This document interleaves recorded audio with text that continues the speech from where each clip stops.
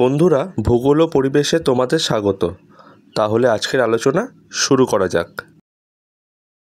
আজকের আমাদের আলোচনার বিষয় হলো ন্যাচারাল রিসোর্সেস বা প্রাকৃতিক সম্পদ। সবার আগে আমাদের সম্পদ কাকে বলে সেই সম্বন্ধে জেনে নেওয়া উচিত। A source of supply, support or aid, especially one that can be readily drawn upon when needed. Resources, the collective wealth of a country or its means of producing wealth. এবারে দেখে নেওয়া যাক সম্পদের বিভিন্ন শ্রেণীবিভাগ। সম্পদের এই বিভিন্ন শ্রেণীবিভাগ নিয়ে নানান মতভেদ আছে, তবে তার মধ্যে আমরা উল্লেখযোগ্য শ্রেণীবিভাগগুলো নিয়ে আলোচনা করব।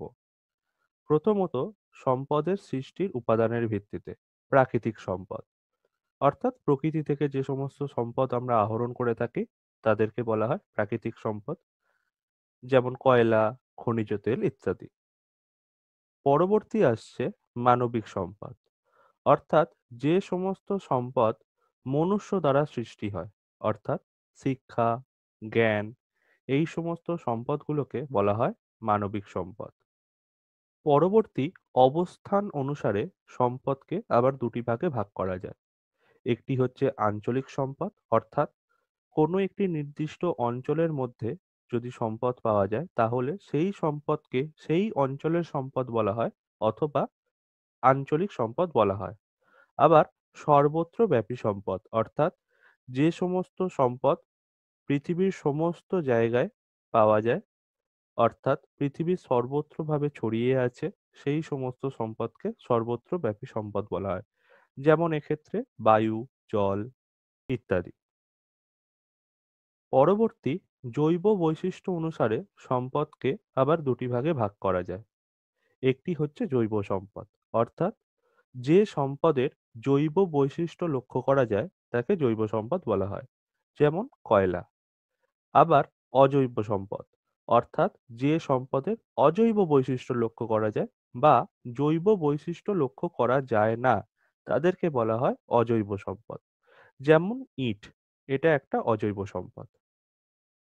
পরবর্তীকালে স্থায়িত্ব অনুসারে সম্পদকে আবার তিনটি ভাগে ভাগ করা যায়, যার মধ্যে প্রথম হচ্ছে গচ্ছিত সম্পদ, অর্থাৎ পরিবেশের মধ্যে যে সম্পদের পরিমাণ সীমিত তাকে বলা হয় গচ্ছিত সম্পদ।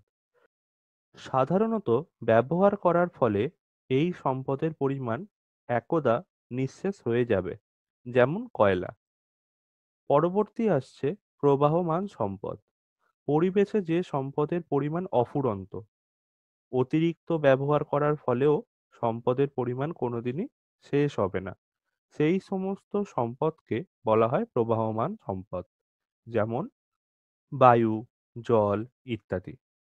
পরবর্তী আসছে পুনর্ভব সম্পদ, অর্থাৎ একবার ব্যবহার করার পরেও তাকে পুনরায় আবার ব্যবহার করা যেতে পারে, এই রকম বৈশিষ্ট্য সম্পন্ন সম্পদকে বলা হয় পুনর্ভব সম্পদ।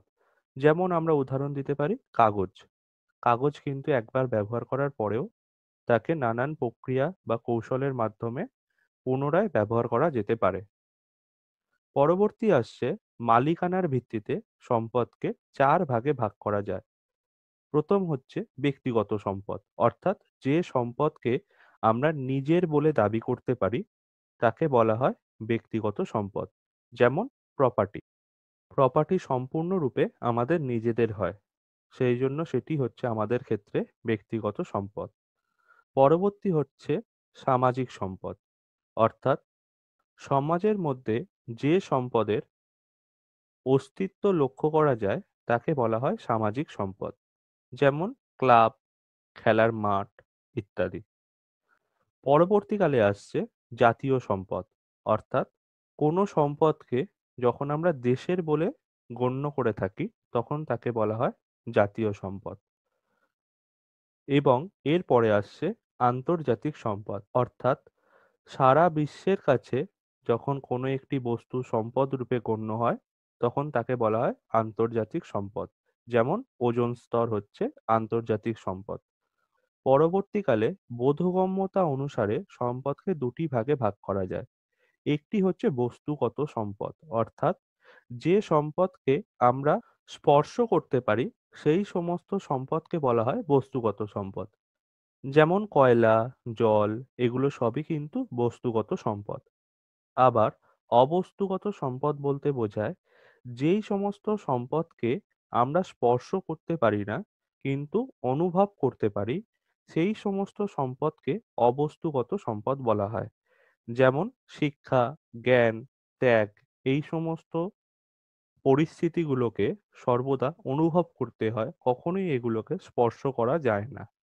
তাই জন্য এইগুলোকে অবস্তুগত সম্পদ বলে ধরা হয়।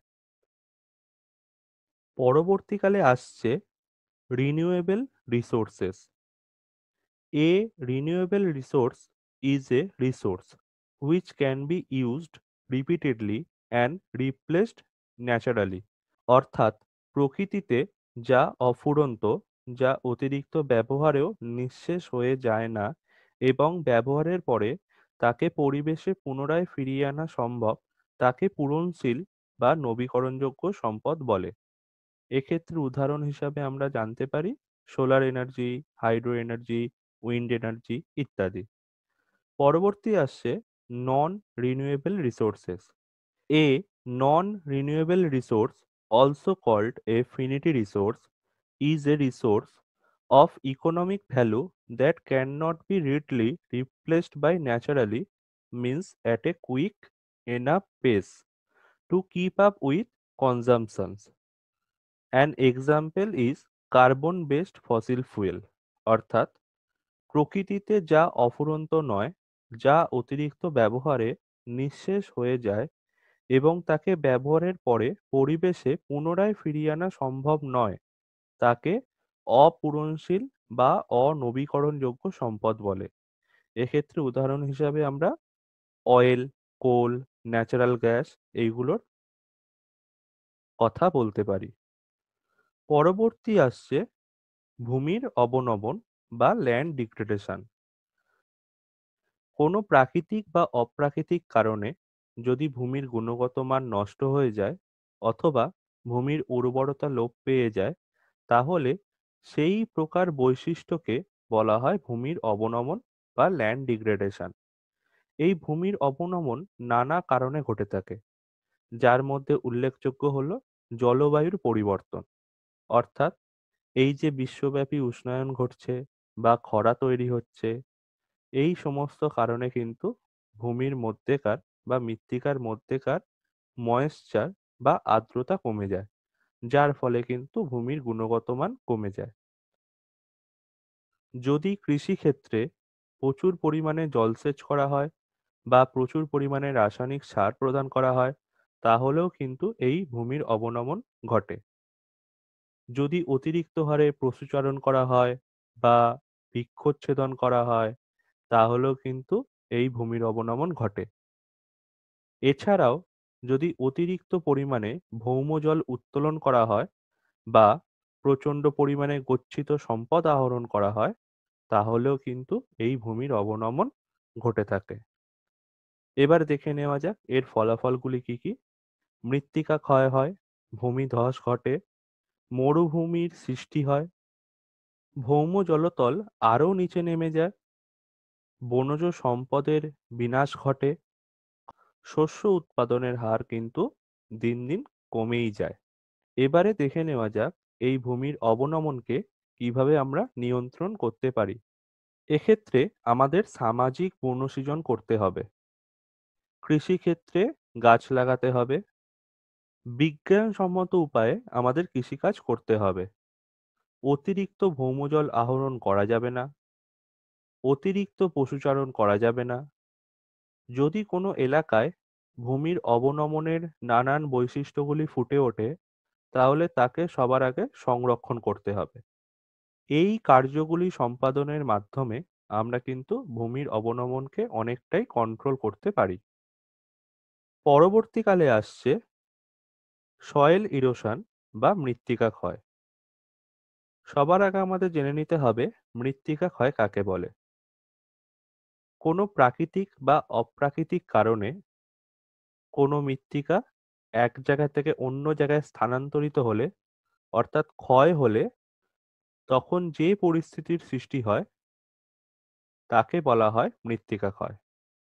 নানান কারণে এই মৃত্তিকা ক্ষয় ঘটে থাকে, যার মধ্যে প্রথমে আসছে প্রাকৃতিক কারণগুলি। বৃষ্টিপাত, বৃষ্টির ফোঁটা যখন মৃত্তিকার উপরে পড়ে তখন সেখান থেকে মৃত্তিকার ক্ষয় হয়। আবার সেই বৃষ্টির জল যে পৃষ্ঠ প্রবাহ রূপে প্রবাহিত হয় তখনও কিন্তু মৃত্তিকার ক্ষয় হয়।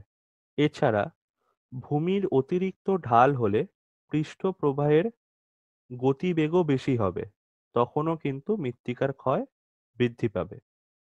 যদি কোনো প্রাকৃতিক কারণে ভৌম জলতল অনেক বেশি নিচে নেমে যায় তাহলেও কিন্তু মৃত্তিকার ক্ষয় হয়। আবহাওয়ার পরিবর্তনের সাথে সাথেও মৃত্তিকার ক্ষয় হয়। এছাড়া বায়ু, নদী প্রভৃতি বহির্জাগতিক শক্তির ফলেও কিন্তু মৃত্তিকার ক্ষয় হতে পারে। এবারে দেখে নেওয়া যাক মনুষ্য সৃষ্ট কারণগুলি। ঝুম চাষ, এই ঝুম চাষের ফলে মৃত্তিকার ক্ষয় কিন্তু বৃদ্ধি পায়। অতিরিক্ত পশুচারণের ফলে মৃত্তিকার ক্ষয় বৃদ্ধি পায়। কোনো প্রপার প্ল্যানিং ছাড়া যদি কোনো নগর তৈরি করা হয় তাহলে কিন্তু মৃত্তিকার ক্ষয় অনেক বেশি হারে বৃদ্ধি পাবে। প্রপার প্ল্যানিং ছাড়া যদি কোনো রাস্তা নির্মাণ করা হয় তাহলেও কিন্তু মৃত্তিকার ক্ষয় বৃদ্ধি পায়। এবং যদি প্রচুর পরিমাণে বা অবৈজ্ঞানিকভাবে বৃক্ষচ্ছেদন করা হয় তাহলেও মৃত্তিকার ক্ষয় বৃদ্ধি পায়। এই মৃত্তিকার ক্ষয়কে সাধারণত কতগুলি ভাগে ভাগ করা হয়, যার মধ্যে প্রথম শিট ইরোশন, অর্থাৎ মৃত্তিকার উপরের স্তর যদি কোনো প্রাকৃতিক বা অপ্রাকৃতিক কারণে ক্ষয়ে যায় তখন তাকে বলা হয় শিট ইরোশন বা চাদর ক্ষয়। পরবর্তী রিল ইরোশন, অর্থাৎ মৃত্তিকার মধ্যে সরু সরু নালার মতো সৃষ্টি হলে তখন তাকে বলা হয় রিল ইরোশন। এই রিল ইরোশন আকারে বড় হলে তাকে বলা হয় র্যাভাইন ইরোশন। র্যাভাইন ইরোশন আকারে আরো বড় হলে তখন তাকে বলা হয় গালি ইরোশন। মৃত্তিকার উপরের স্তর আলগা হয়ে গিয়ে যদি ক্ষয় হয় তখন তাকে বলা হয় টিলেজ ইরোশন। এবারে দেখে নেওয়া যাক বিভিন্ন ফলাফলগুলি। মৃত্তিকা ক্ষয়ের বিভিন্ন ফলাফলগুলির মধ্যে উল্লেখযোগ্য হল ধস, মৃত্তিকার অবনমন, মরুকরণ, উদ্ভিদের আচ্ছাদন বিনষ্ট হওয়া, হরপাবান, নদীর প্রবাহ পথের পরিবর্তন হয়ে যাওয়া, বায়ু দূষণ, জলদূষণ ইত্যাদি। এবারে দেখে নেওয়া যাক কিভাবে এই মৃত্তিকার ক্ষয়কে নিয়ন্ত্রণ করা যেতে পারে। সামাজিক বনসৃজন, কৃষি বনসৃজন, বিজ্ঞানসম্মত উপায়ে কৃষিক্ষেত্রগুলো নির্মাণ করতে হবে, যেক্ষেত্রে উল্লেখযোগ্য স্টেপ কাল্টিভেশন, কন্ট্যুর কাল্টিভেশন ইত্যাদি। ভৌম জলের উত্তোলনকে নিয়ন্ত্রণ করতে হবে। অতিরিক্ত পশুচারণ হয়ে থাকলে সেটিকে নিয়ন্ত্রণ করতে হবে। বনভূমিকে সংরক্ষণ করতে হবে এবং যদি প্রয়োজন পড়ে বাঁধ নির্মাণ করতে হবে এবং তা থেকে বহুমুখী নদী পরিকল্পনা তৈরি করতে হবে। এই সমস্ত উপায়গুলির মাধ্যমে মৃত্তিকার ক্ষয়কে আমরা কিছুটা হলেও নিয়ন্ত্রণ করতে পারবো। এবারে জানবো ডেজার্টিফিকেশন বা মরুকরণ সম্বন্ধে। কোনো প্রাকৃতিক বা অপ্রাকৃতিক কারণে মরুভূমির সৃষ্টি হওয়ার প্রক্রিয়াকে বা মরুভূমির প্রসারের প্রক্রিয়াকে বলা হয় মরুকরণ। এই মরুকরণ কি কি কারণে ঘটে থাকে সেটি একটু দেখে নেওয়া যাক। প্রথমে আসি প্রাকৃতিক কারণগুলো, যার মধ্যে কিন্তু ক্লাইমেট চেঞ্জ বা গ্লোবাল ওয়ার্মিং খুবই গুরুত্বপূর্ণ। এবং মানবিক যে সমস্ত কারণগুলি আছে তার মধ্যে উল্লেখযোগ্য হলো অতিরিক্ত জনসংখ্যার বৃদ্ধি, অবৈজ্ঞানিক উপায়ে কৃষিকাজ করলে দারিদ্রতা এবং বেকারত্ব কিন্তু পরোক্ষভাবে এই মরুকরণের জন্য দায়ী। কৃষিক্ষেত্রে অতিরিক্ত পরিমাণে জলসেচ করলে বা জলের অপচয় করলে এই মরুকরণ ঘটে থাকে। বৃক্ষচ্ছেদন এবং অতিরিক্ত পরিমাণে ভৌমজলের উত্তোলনও কিন্তু মরুকরণের জন্য দায়ী।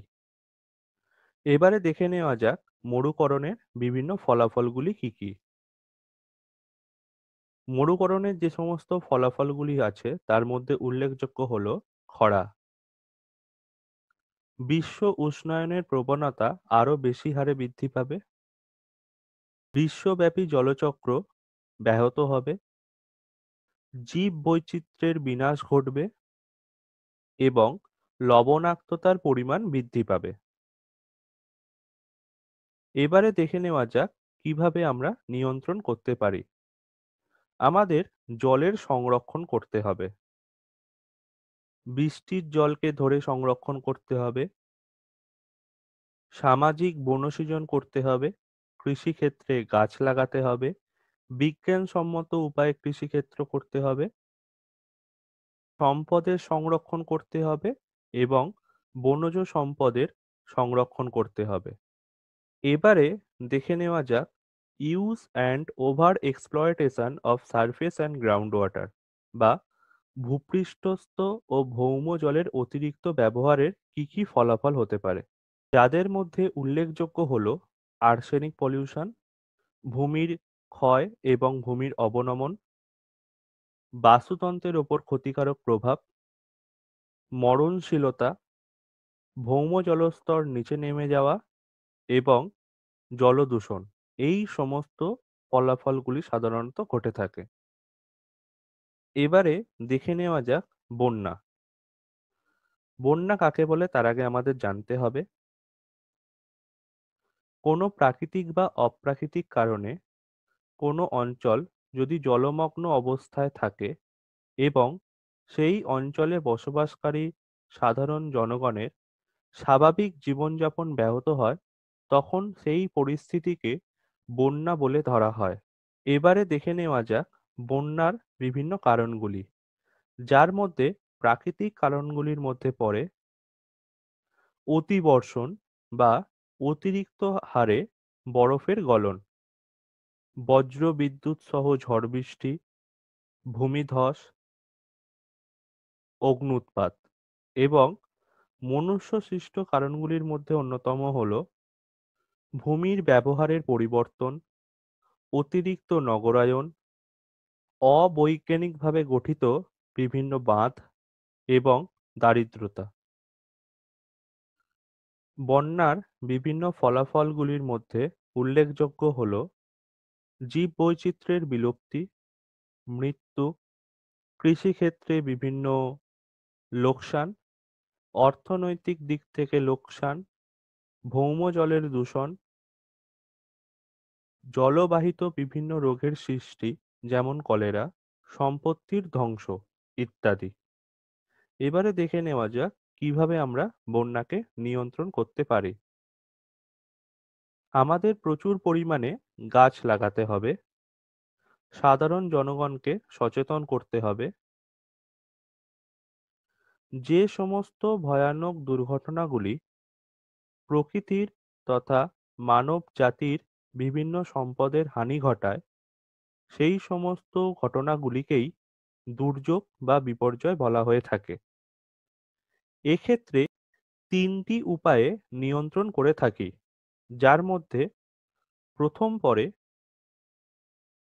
Pre disaster management, during time disaster management এবং পোস্ট ডিজাস্টার ম্যানেজমেন্ট।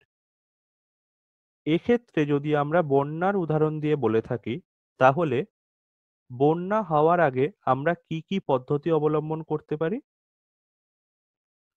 আমরা টিভি, রেডিও, সংবাদ মাধ্যম প্রভৃতির মাধ্যমে মানুষকে আগে থেকে সচেতন করতে পারি। যে অঞ্চলে বন্যা হয়েছে সেই অঞ্চলের কবলিত ব্যক্তিদের আমাদের উদ্ধার করতে হবে, পাশাপাশি তাদেরকে ত্রাণ দেওয়ার মাধ্যমে কিছুটা সাহায্য করা যেতে পারে। পরবর্তীকালে পোস্ট ফ্লাড ম্যানেজমেন্ট বলতে বোঝায় যে নদীতে বন্যা হয়েছে সেখানে কি বাঁধ দিতে হবে, নাকি গাছ লাগাতে হবে, বা অন্য কোনো পদ্ধতির মাধ্যমে ভবিষ্যতে আগত বন্যার হাত থেকে রক্ষা পাওয়ার জন্য যে সমস্ত অবলম্বনগুলি প্রয়োজন আছে সেগুলির বাস্তবায়ন করতে হবে। এই পদ্ধতিগুলির মাধ্যমে আমরা বন্যাকে অনেকটাই নিয়ন্ত্রণ করতে পারি। পরবর্তী আলোচনার বিষয় হলো ড্রট বা খরা। কোনো অঞ্চলে যদি 5 বছরেরও বেশি বৃষ্টিপাত না হয়ে থাকে, তখন সেই অঞ্চলকে খরা কবলিত অঞ্চল বলে ধরা হয়।